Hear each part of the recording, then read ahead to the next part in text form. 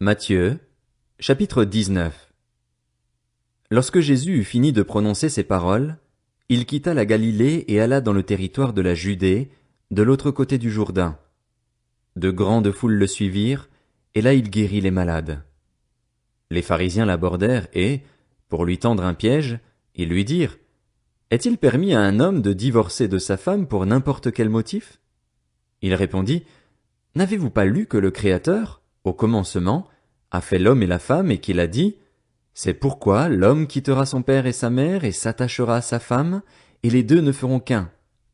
Ainsi, ils ne sont plus deux mais ne font qu'un. Que l'homme ne sépare donc pas ce que Dieu a uni.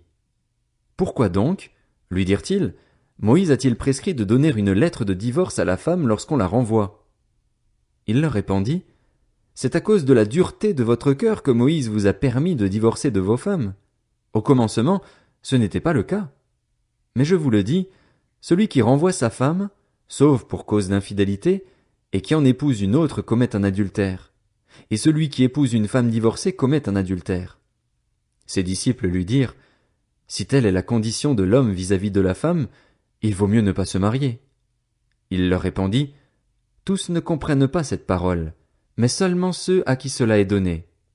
En effet, il y a des eunuques qui le sont dès le ventre de leur mère, d'autres le sont devenus par les hommes, et il y en a qui se sont fait eux-mêmes eunuques à cause du royaume des cieux. Que celui qui peut comprendre comprenne. Alors des gens lui amenèrent des petits enfants afin qu'il pose les mains sur eux et prie pour eux. Mais les disciples leur firent des reproches. Jésus dit: Laissez les petits enfants, ne les empêchez pas de venir à moi, car le royaume des cieux est pour ceux qui leur ressemblent. Il posa les mains sur eux et partit de là. Un homme s'approcha et dit à Jésus: Bon maître, que dois-je faire de bon pour avoir la vie éternelle? Il lui répondit: Pourquoi m'appelles-tu bon? Personne n'est bon, si ce n'est Dieu seul.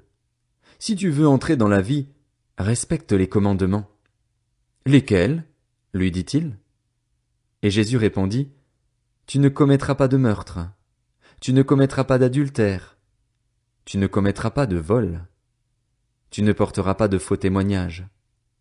Honore ton père et ta mère, et tu aimeras ton prochain comme toi-même. Le jeune homme lui dit: J'ai respecté tous ces commandements dès ma jeunesse. Que me manque-t-il encore? Jésus lui dit: Si tu veux être parfait, va vendre ce que tu possèdes, donne-le aux pauvres et tu auras un trésor dans le ciel. Puis viens et suis-moi. Lorsqu'il entendit cette parole, le jeune homme s'en alla tout triste, car il avait de grands biens. Jésus dit à ses disciples: Je vous le dis en vérité, il est difficile à un riche d'entrer dans le royaume des cieux. Je vous le dis encore, il est plus facile à un chameau de passer par un trou d'aiguille qu'à un riche d'entrer dans le royaume de Dieu.